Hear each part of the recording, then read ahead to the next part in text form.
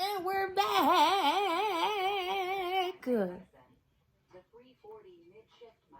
Why your face like that?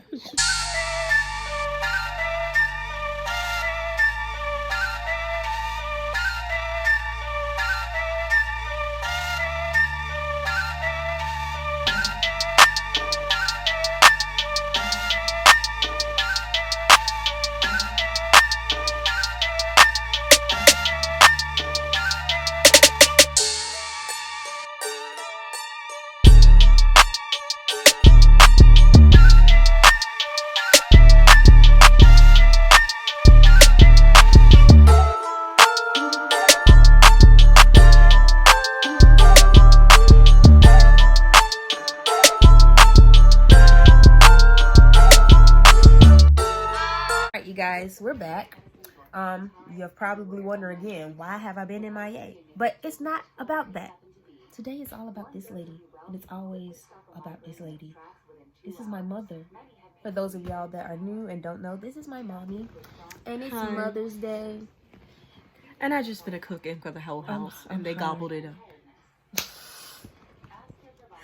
This is what, your 23rd, 24th Mother's Day? Pretty much. No. 30th. No, she's 23rd. Yeah, 23rd Mother's Day. Yeah. Although I'm not 23, my mom had children before myself, but they unfortunately are not here. Rest in peace, sisters. But she's graced with 3 little girls, little ratchet girls. Wow. But yeah. So, how has your day been today, Mommy? It was great. I rested. I took a nap in the middle of the day, which was good. It was a very quiet day. You girls kept running in the room and asking me what was I gonna do and was I okay and what was I doing, and we had our little moments of quiet time and stuff, and then everybody else retreated to their rooms until I got up and me and your sister prepped dinner and y'all gobbled it up. It was delicious. I wish I could have showed a picture of it, but we was hungry. We were very. Was good. I mean, we were hungry. We was hungry. We were very hungry. It was good. But so I'm going to do. So this video is pretty much kind of like a Q&A video as to just how, like, your experience of being a mother. What do you feel like maybe were some challenges, or how do you feel being a mom has changed you? So yeah, you want to answer any of those questions? Yeah. Maybe? How being a mom has changed me. It's calmed me down tremendously. People that know me know that I used to get crunk. And now that I am a mom, and I've been a mom for over 20 years now, and can't be crunk and work in law enforcement too. So I work in law enforcement, so I can't be doing the most and have a good paying job. Just thinking about, things that I would do, and just thinking about, what my kids think, or what would be the consequences for me, acting out or acting up, or, I'm not young anymore. Those are, those impetuous things that we do when we're young. I can't do those things anymore. You have to really, really, really think. So, being a mom changed me because I had to stop and think before I reacted to a lot of situations. I'm not as reactive as I used to be.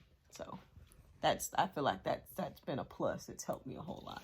Ooh, okay. So, what do you feel like has been the rewarding parts of being a mom? Like, what do you find rewarding out of it? Let me put this light over here. Oh my goodness, I feel like I'm blocking you. All right, there we go. The rewarding part of being a parent. It's a lot.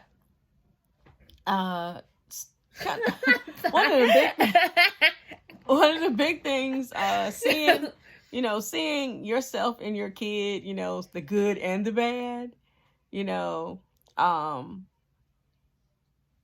watching them, learn, and then seeing them put what they've learned in the application. It's been a very, very rewarding thing. It's been very entertaining too. Because I've got, a chemist in here. I have a chemist. have an artist, and then I have I would say a writer. Jalen's more the writer, and the verbally artistic person, and my baby girl is she's the creative artist, where she draws, she's hands-on, and she's hands-on. But my middle child, Simone wants to go to school to be a forensic scientist. She wants to blow stuff up. She's that type of child. She'll set stuff on fire and look at it. They're very, very smart kids, and they want to know how things tick. And it's been very entertaining watching that come to fruition with my kids, just seeing them, develop and grow. It's been very interesting and very entertaining. So what are your favorite moments with us, or what type of moment with all of us, like, that you can remember has been the funniest moment that you can remember still to this day, like from as a baby up to now, like at our current age?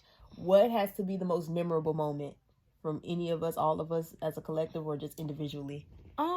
With you, Jalen has always been an entertainer. She's always been a little ham. Oh, Jesus. She being, my eldest living child, she has been, like I said, been the entertainer. She used to entertain even if you chastise her. When she would do little things and I'd have to, pop her hand to tell her no. Oh, she had a song to sing to soothe herself, after she got popped, because she didn't understand. She didn't think that, she was supposed to get popped like the other kids. If she did something, she didn't think that was for her. So if you popped her hand to chastise her, she would hold her hand and rub it and sing "Poor Jalen." And she would sing "Poor Jalen, poor me," and just rub where you popped her at and just be crying. It would be the funniest thing ever to see. And, you're trying to keep a straight face and be stern because she did something that would hurt herself. Because I think she went to go touch the stove or something. And I told her no and popped her hand. And she was in there just boo-hooing and, "Poor Jalen, poor Jalen, poor me," and rubbing her head, and I was about to die laughing.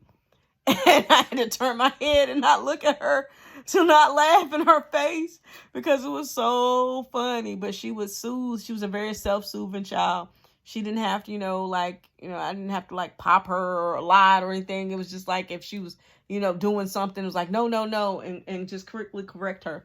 She was a very easygoing child, but that's how she would soothe herself if somebody, tapped her hand to correct her, because she didn't get a lot of spankings or stuff like that. So with Simone and Natalia, or all of us again as a collective, what are your favorite moments or memorable moments? All of you guys, I love my kids, but they all clumsy. We showed proof of that today, I think. They're all clumsy.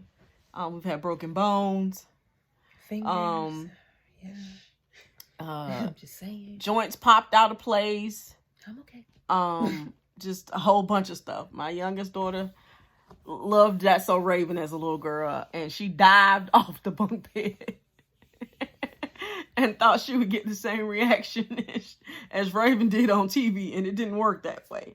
She pulled a joint out of socket in her arm, and we had to go to the ER and get it popped back into place. And when she thudded the floor, though, she did jump back up like That's So Raven and say, "I'm okay." But she wasn't okay. She was man down. And we had to spend the evening in the ER getting x-rays and getting her arm, the joint in her muscle in her arm popped back into place and stuff, because the tendon had laid in between the tendon and the bone, and they had to go in. The doctor felt it, and they had to go in and just jerk her arm kind of like you were popping a shoulder into place, but you was popping the bottom of her elbow and arm into place. And she was about three or four then. She's about 3 or 4 then, and it was painful because I had to hold her. But they got it into place. She was able to have range of motion, and she was good. My middle daughter, Simone and Jalen were running back into the house, my 39th birthday party. And she got pushed off the steps and she sprained her ankle. And we had to, and I was like, I paid like over $1,000 for my party. And I was like, I cannot take you. I said, I know you're not hurt. I know you just twisted your ankle. So there's no real need to go to the hospital because it's not broken. I know that. I've been doing this parenting thing and love to know that it wasn't broken. So I was like, I'm not missing my birthday party. I'm not canceling my birthday party because you guys wanted to push and shove right before I left to go to it. So you're going to go to my aunt's house while I go to my birthday party. And that's what we did. She went to my aunt's, went and stayed there. And then after I was done the next day, then we took her. And sure enough, it was just a sprain. We had to get her some crutches. I had to get her some crutches just to kind of let her get around until, the swelling and stuff went down. But yeah, they are very, very clumsy kids. I've spent many days in ER. I've had to go to ortho appointments for rehab on a broken metacarpal on her hand when she was 5, but that wasn't her fault. Little kid stepped on her hand and broke the bone in her hand, so that wasn't Simone's fault. She was 5 or 6 when that happened. But yeah, they're just rough. Natalia just recently broke her finger playing volleyball at school, so I'm hoping that'll be the last accident that anybody has to go and take care of, since they're, Jalen's in college and Simone is going off to college this fall. So I'm hoping that's the last accident. I'm hoping Simone doesn't fall nowhere in college, nowhere. I just don't understand what it is. I don't understand what it is about my kids and just being clumsy. What advice would you give to any new moms out here, especially those who are maybe expecting during this time that we are in now? What are some advice that you would give to them, or even to just prepare for? What do you think you would give, the advice that you would give to them?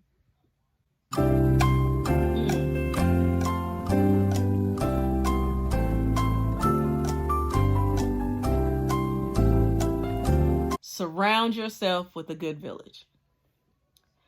I have an awesome village. I don't think that I could have made it this far without my village. My girls are very creative and they've been allowed to express themselves creatively thanks to my village. Like I said before, I work in law enforcement, so my hours are crazy, and I've been doing this for 20 years now. So when I was already in law enforcement when I first became a mother. I worked in corrections initially when I first became a mom. So I've transitioned from that to extradition to private security to whatever. I mean, you name it, pretty much I've done it. Now, thankfully, it's more settled. I work with juveniles. And I love that. I love to try to redirect, our youth and try to get them back on track. And I like the job that I do now. But I just feel like get you a good village, a village that loves on your kids like they kids, not a village that's, people just primarily help you everyone's, but a village, the people that really they're invested in these kids just as much as you're invested in these kids. And I had a village like that. And it's crazy because my village pretty much poured into my kids, and now my village is starting to become parents now. Like, my kids will be babysitting their kids. It's just get you a good village. If you have very wise counsel in your family, listen to some of the things that they're telling you.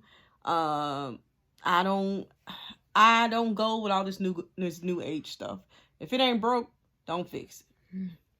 I feel like, You know, I kind of raised my kids the same way that I was raised. It's just some of the stuff I kind of thought was a little bit too crazy that I remember feeling some kind of way about when I was young. I didn't do those things, but the premise, like, you're gonna respect me. If you can't, there's no respect here, you can't stay here. I do believe that. I believe that if you can't respect your parents, you cannot be a parent and let your kids run all over you. That's asking for trouble. And my kids may say that I kind of ruled with an iron fist. I did. I'll take that. I'll take that any day. But my kids won't be in jail. My kids won't hurt your kids. My kids will be influencers of the world. They will be people of the world. And me and my village did that. They're very respectful. They will question now. I question. They will question, but they're very respectful. And they will be people of the world. And they will be productive people of the world. And that's what I have to say. Just, you're a new parent, you're trying to figure it out, get you a good circle. Get you a good circle. So, is there any future possibilities of starting a YouTube channel for you? Yeah? No? Maybe so? Huh? No, I don't see that. Okay, so I'm gonna just go ahead and say it. So my mom, she has a unique gift/talent of clothing. And the plan a few months, years, however have you ago, really around this, I want to say about the time that I was going to start doing my YouTube channel. I wanted to help my mom start her YouTube channel pretty much on how you can ball on a budget. So, oh yes, I ball on a budget. She balls on a budget when it comes to clothing, even with clothing that she has, like plus size clothing, yeah, even little people clothing. I'm always finding her clothing for a steal because she's small. I'm petite. So I'm always finding her clothes on a steal because she's the smallest in the house. So it's easy to buy her. I can get her a 2-week wardrobe for like $150. 2 weeks worth of clothes every day, accessorized every day for about $1.50.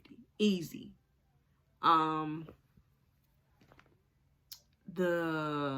My other daughters, they're taller, they're bigger girls, so I might spend a little bit more, but I can have everybody accessorized in this house for about $500. $500. Everybody, down to even me included in that. Because I found some sites, a lot of sites.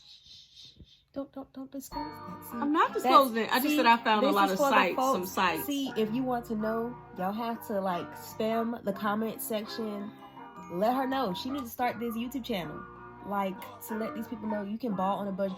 Even now, you can still ball on the budget. Please be safe while you're balling on the budget because it's crazy out here. Make sure you're spraying your packages and stuff down. But you can ball on a budget even now. Okay? Especially, I have 2 college students, so yes, I even had to ball the college stuff on a budget. Yes, I got. Just let me know. We're gonna get the folks to spam the comments. Spam the comments, okay? If you want to see this YouTube channel for my mom happen, spam the comments, like, subscribe.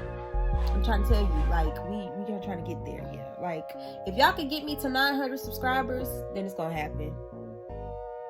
If she says so. No, I'm dead serious. If y'all get me to 900 subscribers, I promise you, I will help her with her YouTube channel. Start her YouTube channel, and the first one will be pretty much a clothing haul. How the websites that she used and the clothing that she's purchased off the websites.